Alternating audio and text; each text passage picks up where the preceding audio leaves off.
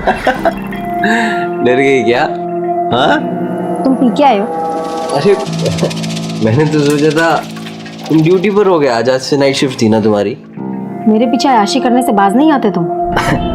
तो तुम यही चेक करने के लिए आज रात ऑफिस ही नहीं गई? हाँ, मुझे तुम्हारी तरह जासूसी करने का कोई शौक नहीं है।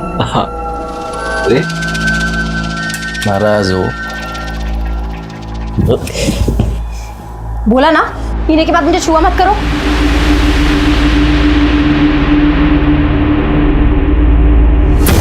समझती क्या तू अपने आप को? हाँ, अगर इतना ही खलता हूँ तो शादी क्यों की मुझसे? इसीलिए तो पछता रही हूँ। सारी तो अब पछता पछता।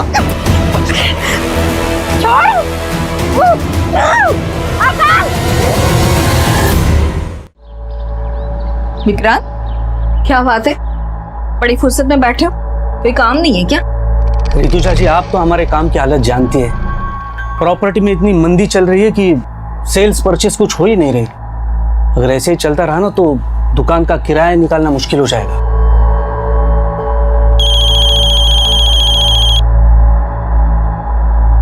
हेलो मैम, आप मेरी हेल्प करने के लिए जल्दी से आ जाइए।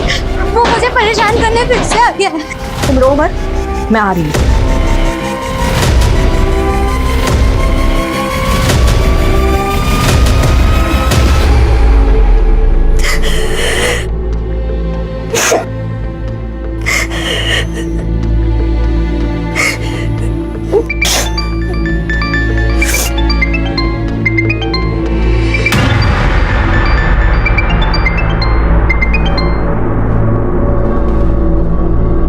हेलो हेलो सलोनी, बोल क्यों नहीं रही हो? पैसों का इंतजाम नहीं हुआ क्या?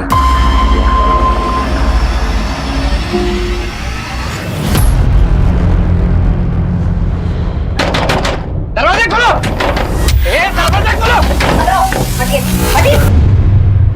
विजेता, हम हैं। ऋतुजा, खोलो। बेटा, मैं आ रही हूँ। ए, नाटक मत कर, समझी ना? अब भी तुम्हें एक घर को छोड़कर जाना पड़ेगा। अरे, ऐसा कैसे घर छोड़ना पड़ेगा? ये सारी गलती आपकी है। हमारी? जी, अरे ब्रोकरेज के लालच में आकर आप ऐसी किराया दर दी हमको, जिसका रेप हो चुका था। इस लड़की का रेप हुआ है तो इसमें इस बेचारी का क्या दोष? एक बात कान खोलकर सुन लीजिए, एग्रीमेंट के लॉकिंग टाइम तक आपने इसको जरा भी परेशान किया ना, अंदर करवा दूंगी। सर, मैंने केस सेक्स ऑफेंडर्स को राउंड अप किया है। सबका रिमांड चालू है, लेकिन किसी ने मुंह नहीं खोला है। जब तक इस लड़की की पहचान नहीं पता चल जाती तब तक यह केस आगे नहीं बढ़ पाएगा। सर, मैंने भी आसपास के थानों में पता किया, कहीं किसी लड़की की मिसिंग की कंप्लेंट नहीं मिली। तो हाथ पे हाथ रख के बैठ जाओ। नहीं सर, मैं सर्चिंग चालू है। सर, मैंने कमलेश को सुपरवाइज करने के लिए कहा, लेकिन उसने कोई अपडेट ही नहीं दिया।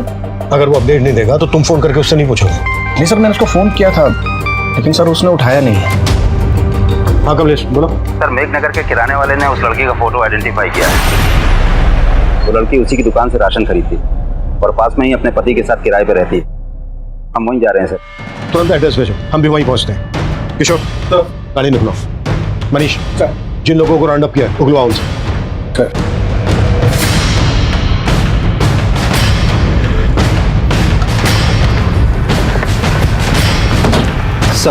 सर, लड़की का नाम आरती है। अपने पति के साथ किराए पर रहती थी यहीं पर। मकान मालिक बगल में ही रहते हैं। ये सर हरिचरण, आरती के मकान मालिक। ताला खोलो। सर, चाबी नहीं है। चाबी मेरे दूसरे घर पे रखी है सर। मैंने लड़के को भेजा है, वो चाबी लेके आता ही होगा। इस लड़की आरती का हस्बैंड कहाँ है? सर, अभी तो कुछ पता नहीं। कई दिनों से यहाँ ताला लगा हुआ था। सर, साहब आए थे तो मैंने विनोद को फोन भी किया था, लेकिन उसका फोन तो बंद आ रहा है। विनोद, ये आरती के हस्बैंड का नाम है? हाँ जी सर। कब से रहते थे ये दोनों यहाँ किराए पर? ये तकरीबन 7 महीने हो गए। ये है हमारा सिटिंग एरिया और ये है हमारा घर। पसंद आया तुम्हें?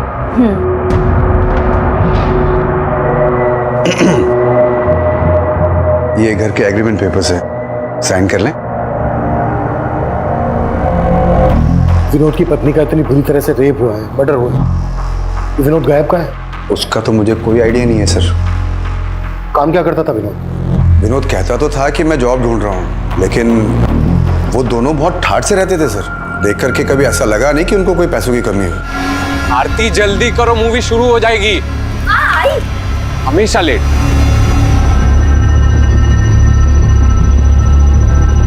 हमेशा कैब से आना जाना, कोई ना कोई फूड डिलीवरी वाला हमेशा गेट पे खड़ा दिखता था। लेकिन सर चौथे पांचवें महीने फिर उन्होंने मेरा किराया नहीं दिया, तो मैंने साफ साफ बोल दिया मेरा मकान खाली कर दो भाई।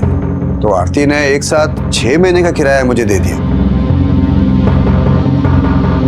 पूरे 6 महीने के। जी। ये चोट कैसे लगी आपको? विनोद से कोई झगड़ा हुआ था क्या? नहीं, वो सर मुझे पूरा यकीन है वो कुछ छुपा रही थी। क्या छुपा रही होगी? Any idea? सर अब आइडिया तो नहीं है, लेकिन उनके रिश्ते अब पहले जैसे नहीं रहे थे। रोज घर से मारपीट की आवाजें आती रहती थी। मुझे पूरा यकीन है कि विनोद आरती पे हाथ उठाने लग गया था। ये कहाँ के रहने वाले थे दोनों?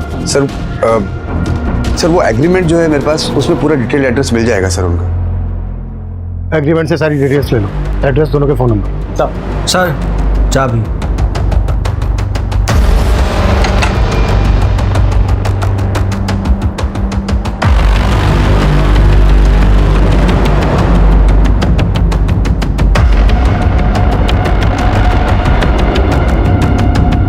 पूरे घर की तलाशी लो, कुछ भी छूटना नहीं चाहिए।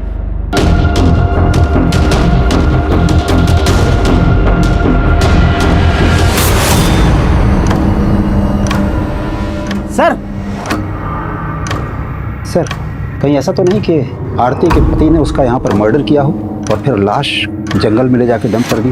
लेकिन लड़की के साथ इतना ब्रूटल रेप हुआ, वो यही हुआ होगा। किशोर, ये ब्लड सैंपल फोरेंसिक को भिजवा, पता करो कि ये ब्लड आरती का ही है। गुड जॉब कमलेश, तुमने काफी जल्दी लड़की की पहचान पता कर ली। सर ये एग्रीमेंट आरती के पति विनोद के नेटिव एड्रेस का। हो सकता है विनोद यहीं जाकर छुपा हो, चल के पता करते हैं। किशोर, तुम आरती और विनोद के बारे में पता करो, क्या वाकई में उनका रिश्ता इस हद तक पहुंच गया था कि विनोद ने अपनी पत्नी के साथ इतनी बुरी तरह से रेप किया, मर्डर किया, या फिर कहानी कुछ और है?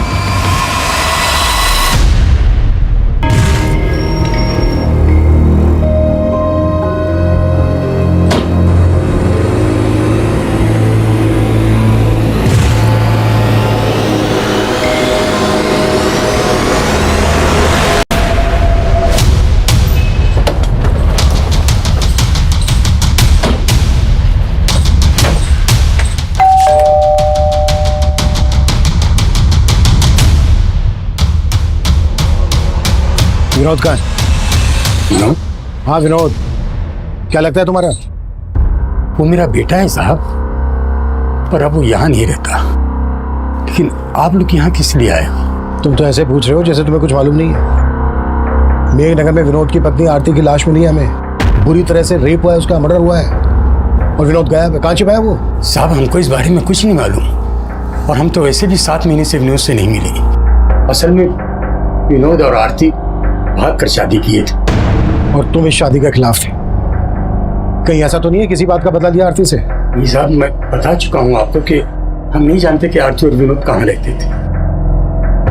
आरती के घर वाले कहाँ रहते हैं? क्या हमारी बेटी के साथ? किसने किया ये सब हमारी बेटी के साथ? उस विनोद के अलावा कौन होगा पापा? शक तो हमें भी विनोद पर ही है। आप लोगों को सच में नहीं मालूम था कि वो दोनों कहाँ रह रहे थे? क्या फिर आप लोग हमसे कुछ छुपा रहे हैं? हम आपसे क्या छुपाएंगे साहब, हम तो खुद पिछले 7 महीनों से बेटे का शक्ल देखने को तरस गए थे। उसने आरती को इतना बरगलाया था कि हमारी बेटी यहाँ से अपनी माँ के सारे गहने, रुपए, पैसे लेके उसके साथ भाग गई थी साहब। अब जब हमारी बेटी से उसका मन भर गया होगा तो उसने उसका ये हाल किया। हमें उस पर पहले से शक था साहब, वो सही आदमी नहीं था, लेकिन आरती नहीं मानी, वो हम सबको छोड़ के चली गई साहब। सर, आरती और विनोद, हम दोनों के घर वालों का भरोसा नहीं कर सकते हैं। ऑनर किलिंग का भी एंगल हो सकता है। जितनी बुरी तरह से आरती का रेप हुआ है,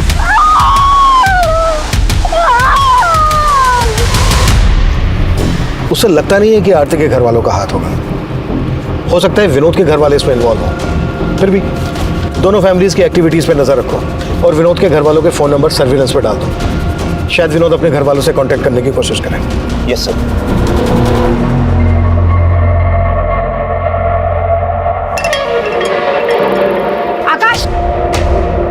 ये तुमने ठीक नहीं किया। मुझसे बिना पूछे मेरी 7 लाख की एफडी तोड़वा दी। अकाउंट हम दोनों के नाम से था, उसमें मेरे भी पैसे थे। तुम्हारे सिर्फ 1.5 लाख रुपए थे। मुझे मेरे पैसे वापस चाहिए। वो पैसे मैंने इन्वेस्ट कर दिए। क्या? मुझसे बिना पूछे मेरे पैसे इन्वेस्ट कर दिए? तो तुम मुझसे सब कुछ पूछकर करती हो क्या? मुझे तुमसे बहस करने की जरूरत नहीं है। मुझे मेरे पैसे वापस चाहिए तुरंत। मैंने बोला ना तुमसे, वो पैसे मैंने इन्वेस्ट कर दिए हैं। कहाँ इन्वेस्ट कर दिए पैसे?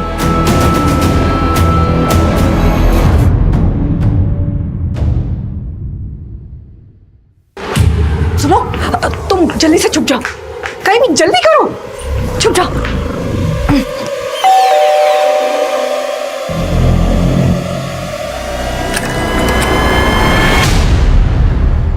ऋतुजा, मुझे दोबारा से जाना है, जल्दी से कुछ खाने को दे दो। अरे अभी तो आए और अभी जाने की बात कर रहे हो? अरे एक केस के सिलसिले में जाना है, मुश्किल केस है थोड़ा सा, अगर ध्यान नहीं दिया तो कोई बेगुनाह फंस सकता है।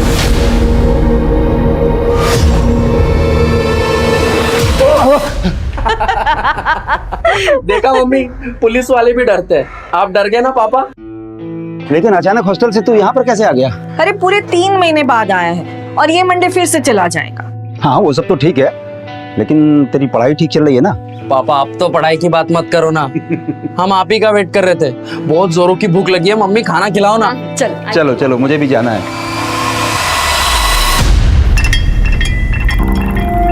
तो तुम मेरा पीछा कर रहे हो? सलोनी, तो मेरी बात सुनो सलोनी, मैंने कुछ ज्यादा ही गुस्से में बात करी। घर चलो आराम से, मैं तुमको एफडी के बारे में सब मुझे बता। तुमसे बात ही नहीं करनी है। अरे मेरी चलो। सर आरती का फोन 7 सितंबर की रात करीब 10 बजे मेघनगर में बंद हुआ था और वहीं हमें आरती की लाश मिली थी। पोस्टमार्टम रिपोर्ट के मुताबिक कोई 10 बजे के आसपास आरती का मर्डर हुआ था। उस वक्त विनोद का फोन का एक्टिव था? सर विनोद का फोन उस वक्त उसके घर वाले एरिया में एक्टिव था। विनोद का फोन 8 सितंबर की रात को बंद हुआ था। 8 सितंबर की रात को, यानी आरती के मर्डर के लगभग 24 घंटे बाद तक विनोद का फोन एक्टिव था। हाँ सर, मैंने आरती और विनोद दोनों के कॉल रिकॉर्ड्स चेक किए, उसमें एक कॉमन नंबर मिला है। किसका नंबर है? सर वो इस सिकंदर नाम के आदमी का नंबर है। आरती और विनोद दोनों की इससे बातचीत होती थी। सर सिकंदर ने ही आरती को आखिरी बार कॉल किया था और हत्या वाली रात क्राइम सीन पे इसका नंबर भी एक्टिव था।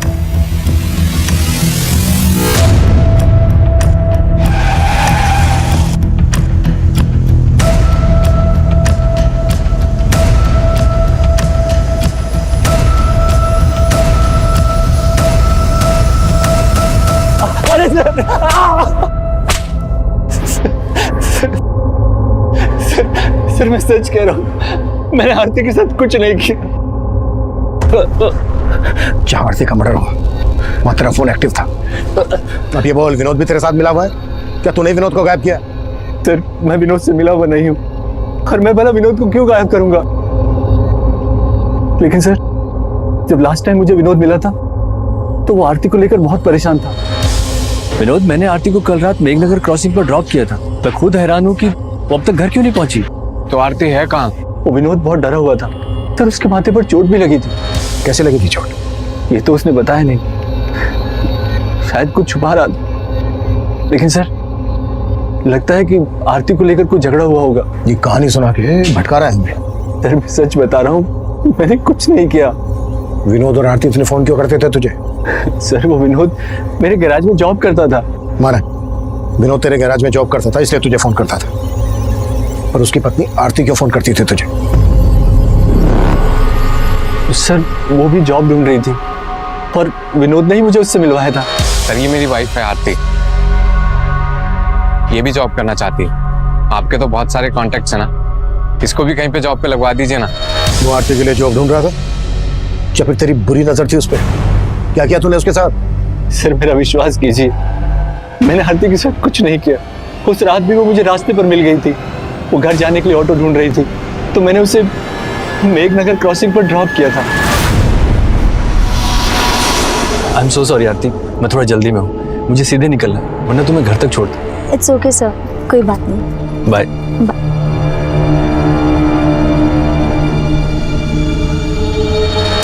उसके बाद क्या हुआ मुझे कुछ नहीं पता सर। ये कहानी बनाना बंद कर 5 मिनट के बाद सब हो गया। कुटास साले।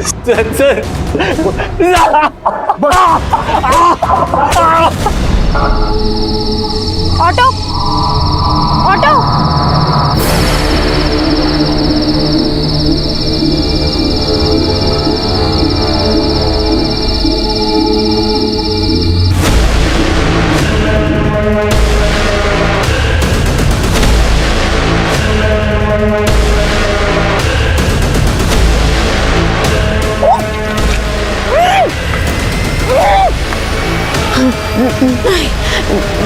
नहीं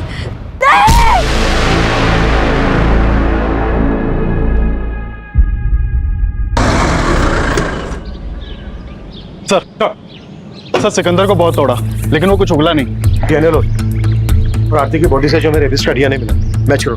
सर विनोद पर क्या लीड है? सर उसके फादर का फोन सर्विलेंस पे, लेकिन कुछ भी सस्पिशियस नहीं मिला। हो सकता है विनोद कहाँ गायब है ये सिकंदर जानता हो। एक काम करो, सिकंदर को जाने दो और नजर रखो उस पर। सर। मनीष सर, सिकंदर बोल रहा था कि जब विनोद उसके पास आरती को पूछने आया था तो विनोद के सर पे चोट लगी। आरती के घर से जो हमें ब्लड मिला है चेक किया, आरती का ही है। सर वो कमलेश देख। सर मैं देखता। बेटर।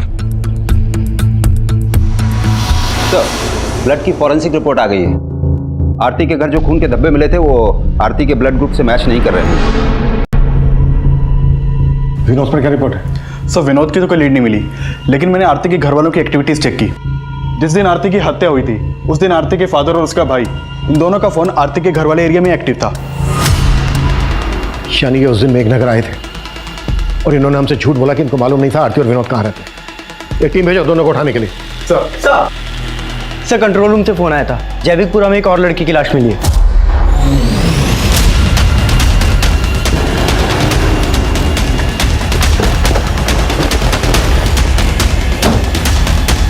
पीछे हो जाओ।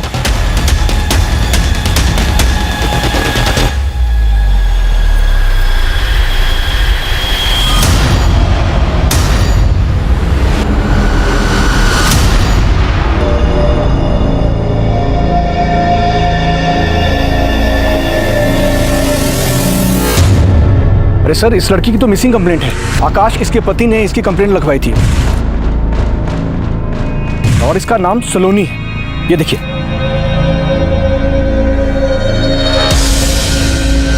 सलोनी की लाश को देखते ही पुलिस को लगा था कि शायद सलोनी की हत्या आरती की हत्या की मोडस ऑपरेंडी इस्तेमाल करके की गई है। आरती की तरह सलोनी के साथ भी दुष्कर्म किया गया था और फिर उसे पत्थर से कुचलकर मार दिया गया था। सलोनी का पति आकाश भी शक के घेरे में था और पुलिस सलोनी और आकाश से जुड़ी हर जानकारी जुटा रही थी। वहीं आरती के केस में आरती के पिता और भाई की भूमिका भी संदिग्ध नजर आ रही थी। तुम दोनों ने बोला था कि तुम दोनों को पता नहीं था कि विनोद और आरती कहाँ रहते थे। 7 सितंबर को तुम दोनों मेघनगर में थे जहां आरती रहती थी।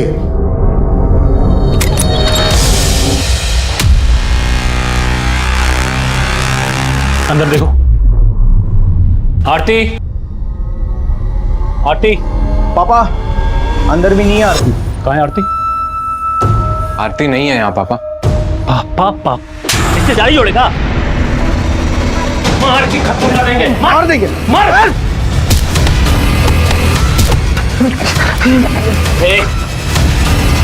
कहाँ है हमारी बेटी?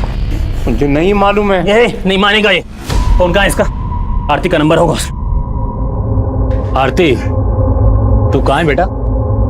पापा। आरती, आरती बता। साले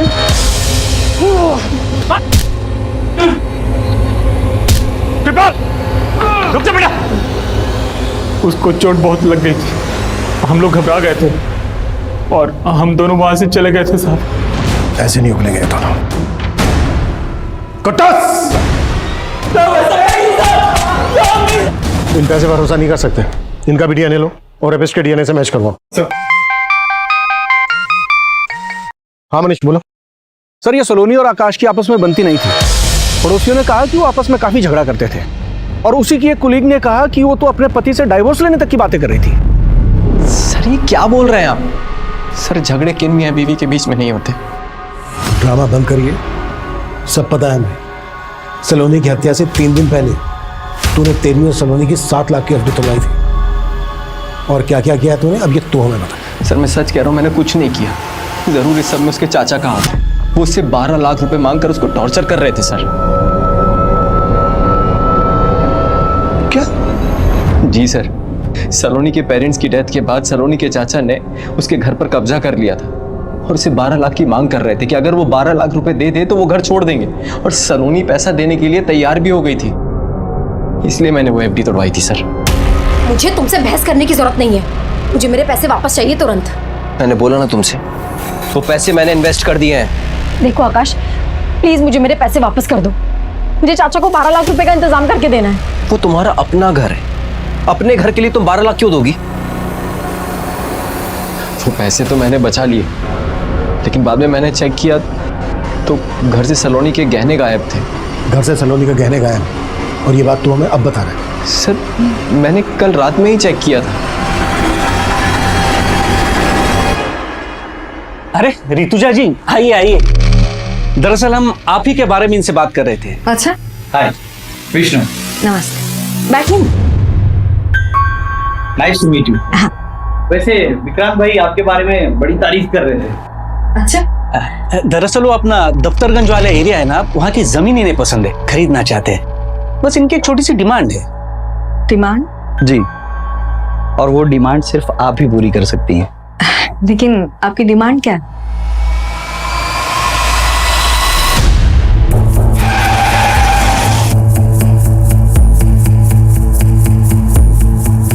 सर ये सलोनी का पति ना बकवास बातें कर रहा है। लेकिन ये घर तो सलोनी के पिता के नाम पे था ना, तो उनके मरने के बाद लीगली ये घर सलोनी का होगा। आप यहाँ क्या कर रहे हैं? मैं यहाँ क्या कर रहा हूँ? अरे हम यहाँ पे रह रहे हैं, इसका मतलब ये नहीं है कि हमने कब्जा कर लिया है। लेकिन सलोनी के ना रहने से कब्जा तो आप ही का होगा ना। सर आपके कहने का मतलब क्या है कि हमने सलोनी का हत्या करवा दिया? ऐसा हो भी सकता है।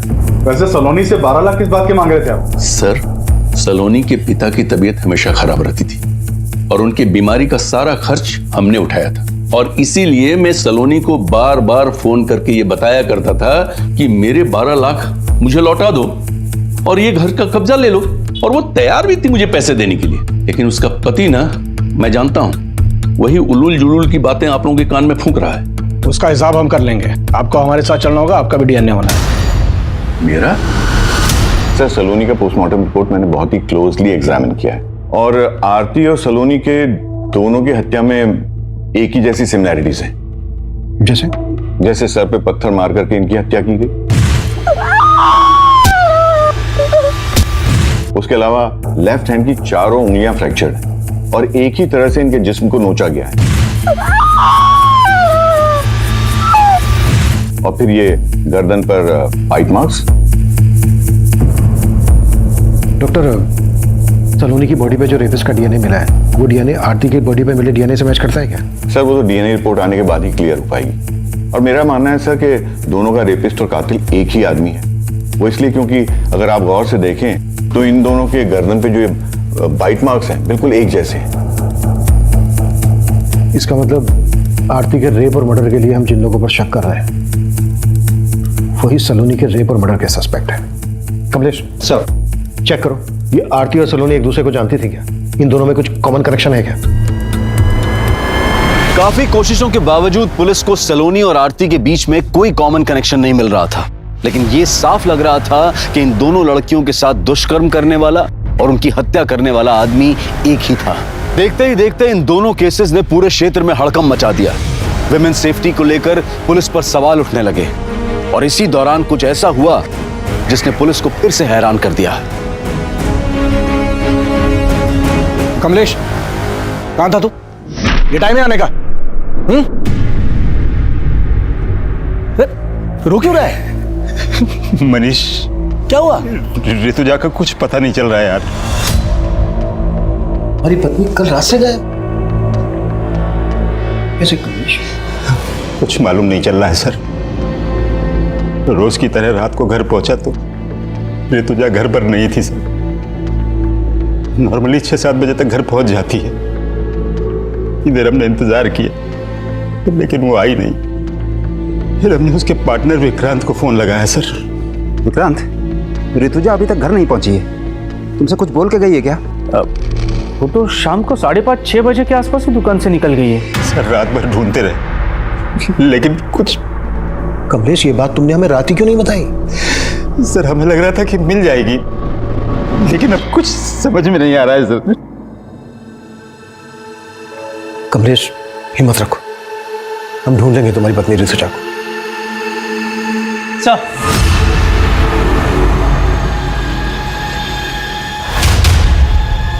हामिद बोलो। हाँ सर, वो आरती के पति विनोद का फोन कानपुर में ऑन हुआ था। कानपुर पुलिस से कांटेक्ट करो, इसकी अपडेट दो हमें, शायद वहां से हमें कोई लीड मिल जाए। सर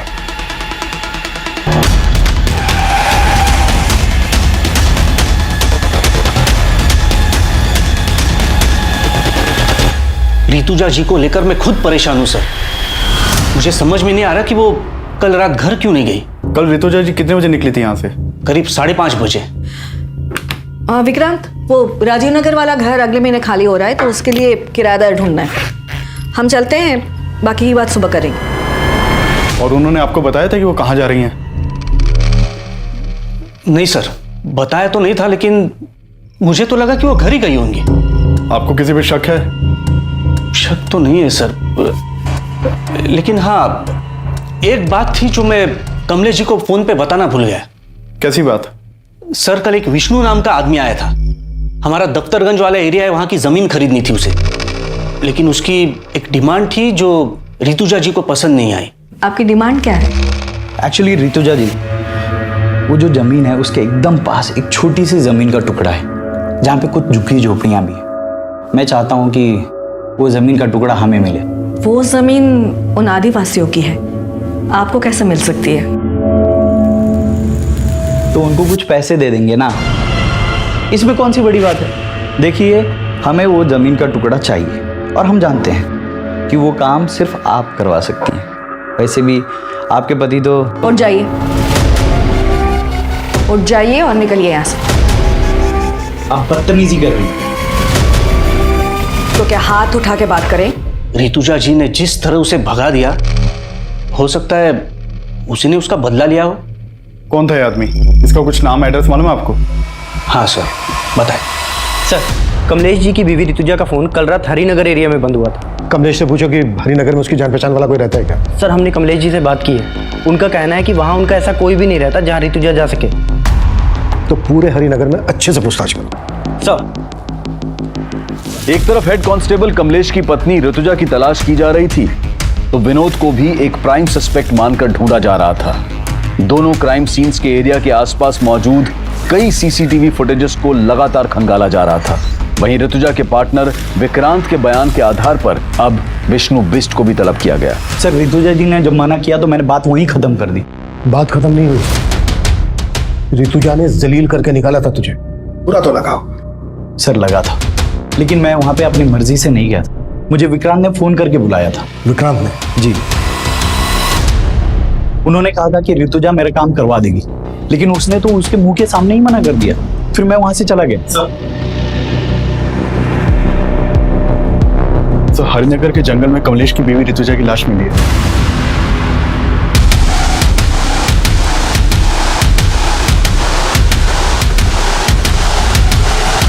पीछे हो जाइए।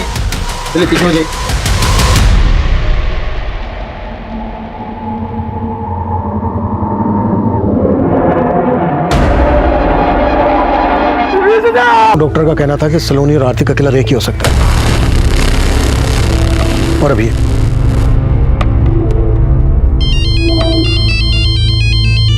सर, हेलो, ठीक है सर, विनोद कानपुर में पकड़ा गया है।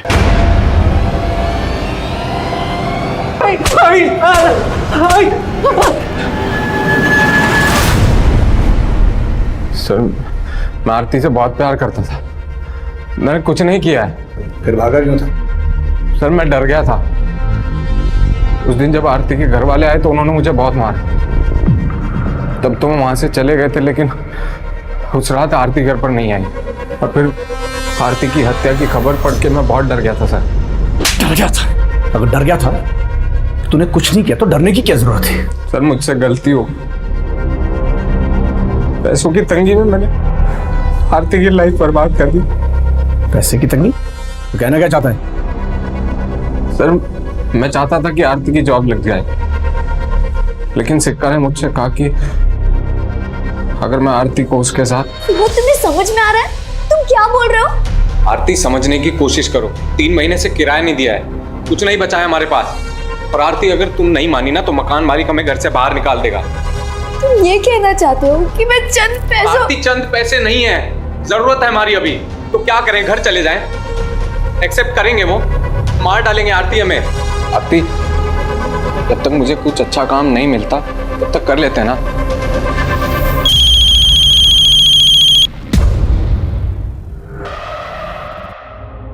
हेलो आरती, तू कहाँ है बेटा? पापा। आरती, आरती बता साले।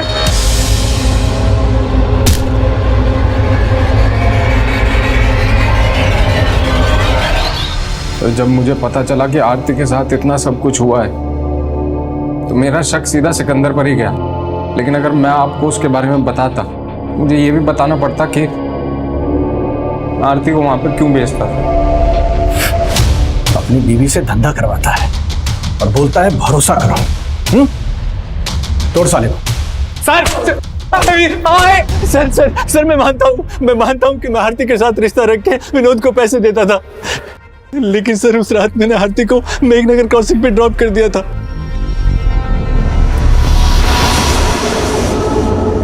उसके बाद आरती के साथ क्या हुआ मुझे सच में कुछ नहीं मालूम सर।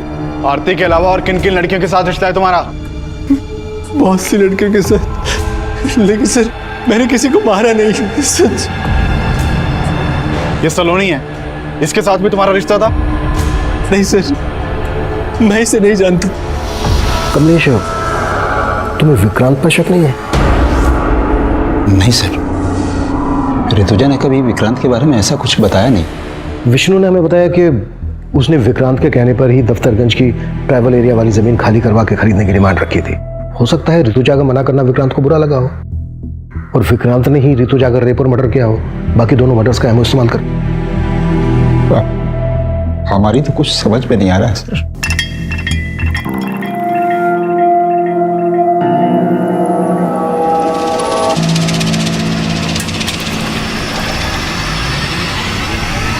सर मैंने दोनों क्राइम सीन के आसपास की सीसीटीवी फुटेज चेक की, उसमें एक कॉमन आदमी नजर आया है। ये देखिए सर, ये आदमी मेघनगर में आरती के पीछे जाता हुआ दिख रहा है और जैविकपुरा में सलोनी के पीछे। है कौन ये आदमी? सर खबरियों से पता लगवाया मैंने, ये एक चरसी है, नशे के लिए चोरी लूट करता है, हमने इसे उठवा लिया है। सर मैंने किसी को नहीं मारा सर। सर मामूली सा चोर हूं सर, रेप नहीं किया सर मैंने। सर मैंने कुछ नहीं किया सर। कुत्ता। सर नहीं। सर वो चरसी भी कुछ नहीं हुआ है। उसका भी डीएनए लो और ऋतुजा के मर्डर के दौरान कमलेश की एक एक एक्टिविटीज चेक करो। सर। किशोर, तीनों विक्टिम्स का कातिल अभी तक पकड़ा नहीं गया है। वो जल्द से जल्द हमारी गिरफ्त में होना चाहिए, इससे पहले कि वो किसी और को अपना शिकार बनाए।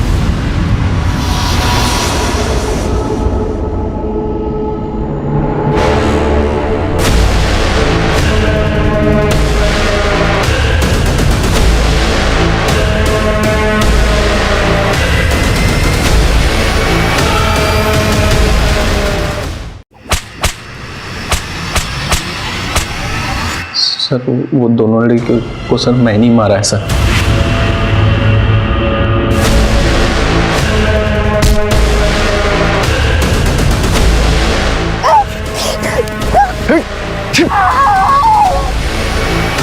नहीं। लेकिन तीसरा मर्डर मैंने नहीं किया सर। सर नशा करने के बाद मुझे पता नहीं चलता है सर मैं क्या कर रहा हूँ क्या नहीं कर रहा। कुत्ता साले। नहीं सर,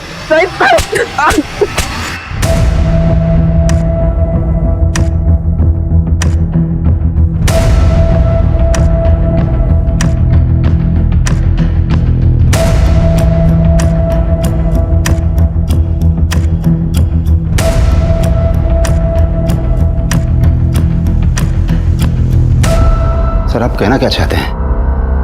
हमने वो मर्डर? हाँ यही कह रहा हूं मैं, वो मर्डर तुम ही ने किया। सर ऋतुजा हमारी बीवी थी, आप जैसा सोच रहे हैं वो गलत है। पिछले 25 सालों से पुलिस की नौकरी कर रहे हैं, आज तक वर्दी पर दाग नहीं आने दिया है। कमलेश, ये किताबी बातें बंद करो। तो आप भी फैक्ट रखिए ना सर। हमें फंसाने की साजिश हो रही है सर। कैसे साजिश? जो भी कहना चाह रहे हो खुल के बोलो। हम कुछ नहीं कहना चाहते सर। अगर आपको लगता है कि हम कातिल हैं तो प्रूव करके दिखाइए।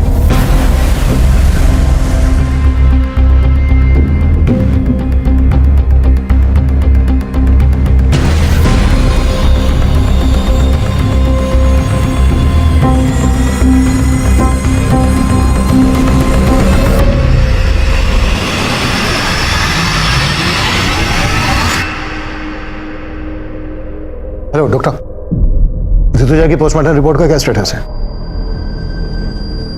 Are you sure doctor?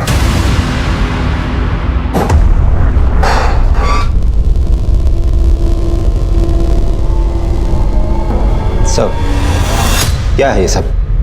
इतने सालों काम करने की तुम प्रूव करने की बात कर रहे थे ना, अब हम प्रूफ के साथ आए हैं। कहना क्या चाहते हैं आप? वो ये कि तुम्हारी पत्नी ऋतुजा की बॉडी पे जो खरोंच के निशान मिले हैं वो आरती और सलोनी की बॉडी पे मिले खरोंच के निशान के जैसे तो हैं, लेकिन एक ही आदमी ने नहीं बनाए।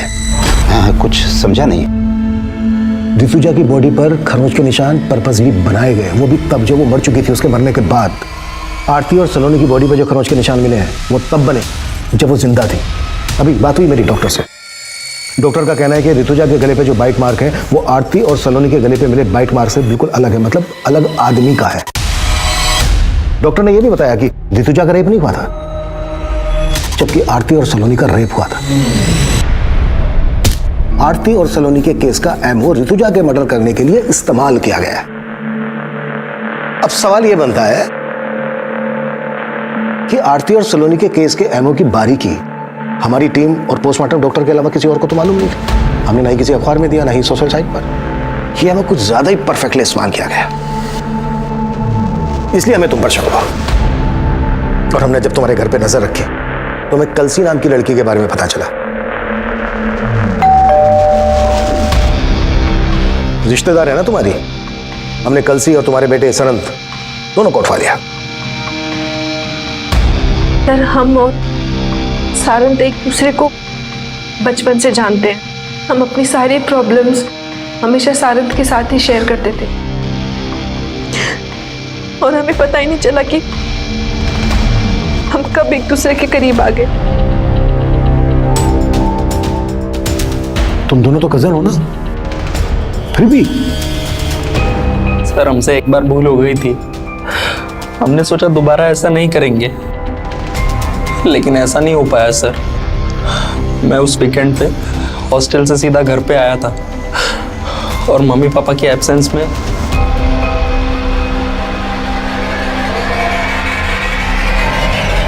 सारंग, बेशरम, ये क्या कर रहा है तू? और तू शर्म नहीं आई तुझे? हाँ, कजिन हो तुम उसकी, बड़ी बहन हो, शर्म नहीं आई? चाची माफ कर दो गलती। अरे क्या माफ कर दो? क्या माफ कर दो तुझे? और तू ना, तेरे को तो क्या करूं मैं? तेरी वजह से सब हुआ है। तू निकल। क्या किया?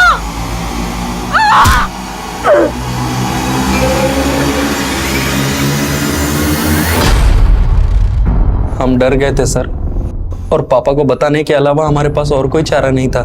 हमने पापा को कॉल किया सर। हेलो पापा। क्या हुआ मम्मी को? पापा, मम्मी। ऋतुजा, क्या हुआ है? सच सच बताओ क्या हुआ है? दोनों लोग तुम सच सच बताओ क्या हुआ है? क्या हुआ है? मुझे माफ कर दो पापा। सर, हम अपने बेटे को बचाना नहीं चाहते थे, लेकिन उसको गिड़गिड़ाते देख हमारा मन पसीज गया। सोचा कि ऋतुजा को तो खो ही चुका हूं और अब बेटे। हम मानते हैं कि हम अपने फर्ज से डगमगा गए थे सर, पर हम बेबस थे साहब। आरती और सलोनी वो बेबस पीड़िताएं थीं जिनके अपनों ने कभी उनका साथ नहीं दिया। लेकिन कमलेश जिस बेबसी से लड़ रहा था, उस बेबसी में शायद कोई भी अपने फर्ज से डगमगा सकता था। लेकिन ऐसी स्थिति में जब सही और गलत का तराजू हमें ऐसे असमंजस में डाल रहा हो, तो हमारे फैसले का पलड़ा सच और सही की तरफ झुकना चाहिए। क्योंकि झूठ और गलत को जितना भी छिपाने की कोशिश की जाए, वो एक ना एक दिन सामने आ ही जाएगा। अब मैं अनूप सोनी आपसे विदा लेता हूं। फिर मुलाकात होगी क्राइम पेट्रोल सतर्क के ब्लैक हेडलाइंस अध्याय में एक और नए केस के साथ। और याद रखें, क्राइम और आपके बीच में सिर्फ इतना फर्क है कि आप कितने सतर्क हैं। सतर्क रहें, सुरक्षित रहें। जय हिंद।